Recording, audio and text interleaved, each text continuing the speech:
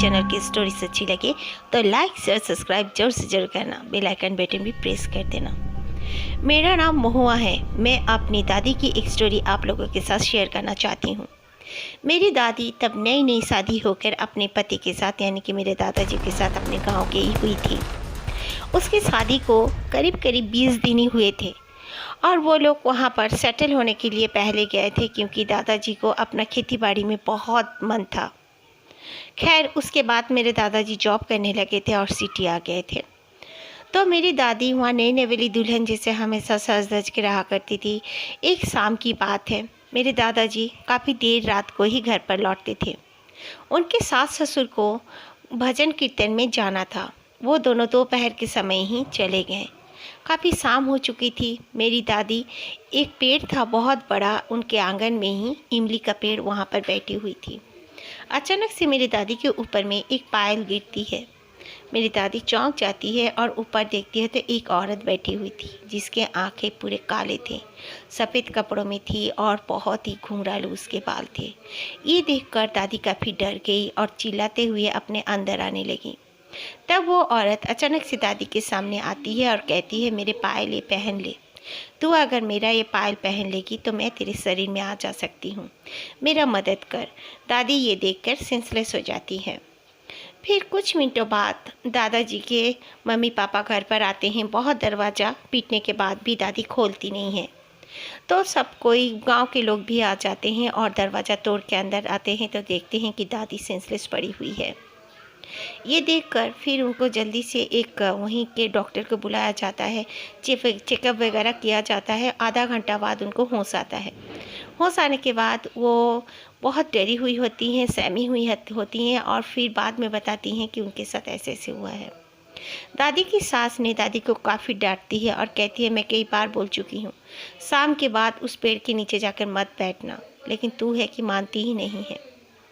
दादी ये सब देखने के बाद बहुत डर जाती है और अपने मैके आकर 2 साल बाद फिर दादाजी के पास गई थी।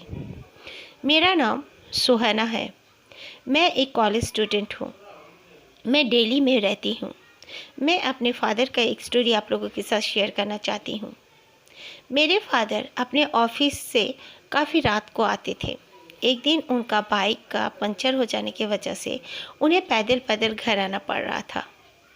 काफ़ी जंगलों से मतलब उनका जो रास्ता था ऑफिस टू होम, वो रास्ता काफ़ी सुनसान हुआ करता था और रात का समय हो चुका था, 10 पार हो चुके थे।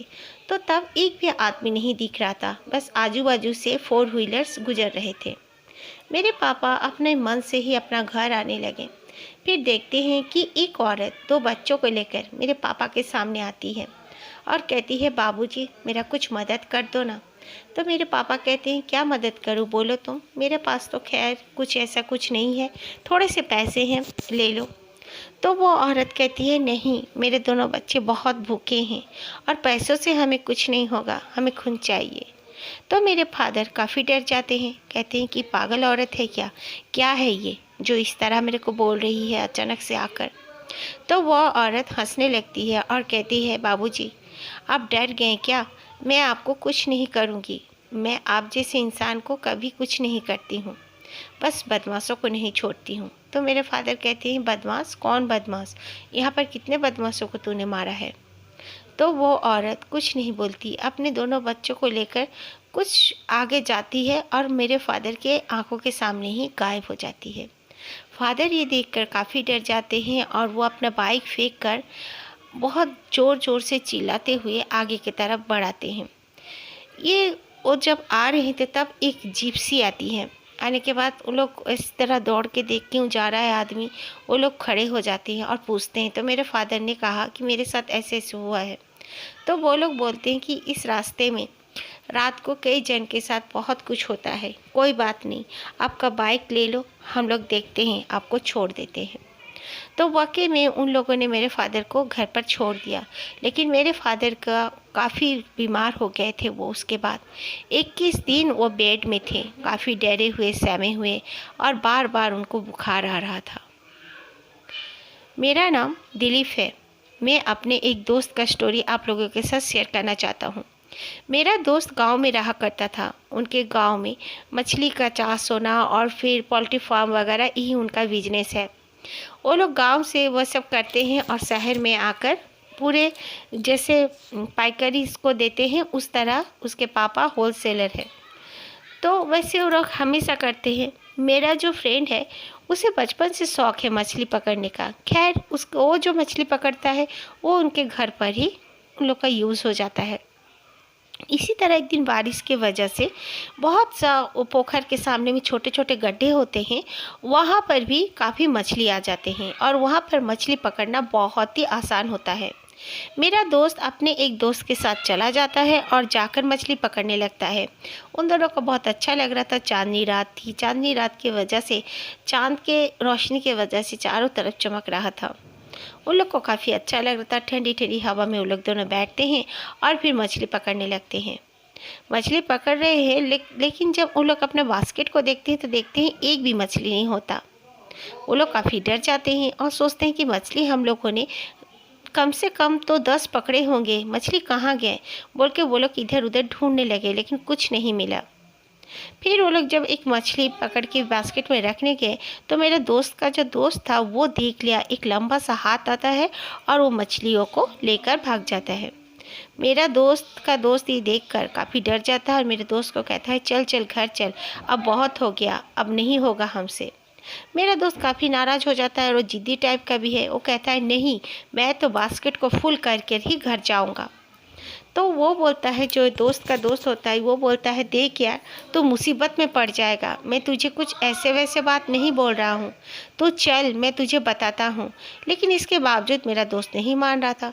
फिर देखता है उनके सामने में बहुत ही लंबा चौड़ा मोटा काला सा एक आदमी खड़ा है, जिसकी आंखें मानो पूरा ग्रीन लाइट, और वो कह रहा है कि मुझे और मछली दो, मेरा पेट अब तक नहीं भरा। ये देखकर मेरा दोस्त काफ़ी नाराज़ हो जाता है और वो डरने के बजाय उसे कहता है तुमने हमारी मछली खाई है ना, मैं तुम्हें नहीं छोड़ूंगा। तो मेरे दोस्त का दोस्त बोलता है पागल है क्या, तू जानता है ये क्या है, ये कोई इंसान नहीं है, जल्दी से यहाँ से भाग। तो दोनों भागने लगते हैं, बहुत चीखते हुए चिल्लाते हुए भागने लगते हैं। सामने भी पोखर था जहाँ पे कई लोग अपना कुछ काम कर रहे थे, मछली पकड़ना करना। वो लोग सुनते हैं, दौड़ते हुए आते हैं, पूछते हैं तो वो लोग बोलते हैं कि यहाँ पर ऐसे ऐसे हमारे साथ हुआ। तो उन्हीं दोनों को काफ़ी डांटते और कहते हैं कि तुम लोग यहाँ स्मशान घाट है और इस तरफ आके तुम लोग दोनों मछली क्यों पकड़ रहे हो, उनको डिस्टर्ब करना भी हमारे लिए अच्छी नहीं होती। ये बोलकर उन लोगों ने उन दोनों को घर जाने के लिए बोलते हैं। वो लोग दोनों घर तो आ जाते हैं, लेकिन काफ़ी दिनों तक दोनों ही वो आदमी का सपना में आना उन लोग का बंद नहीं होता। उसके बाद वहाँ के गांव में ही कोई गुनी था, जिसके पास जाकर झाड़ फूँक करवाने के बाद वो दोनों ठीक हो जाते हैं।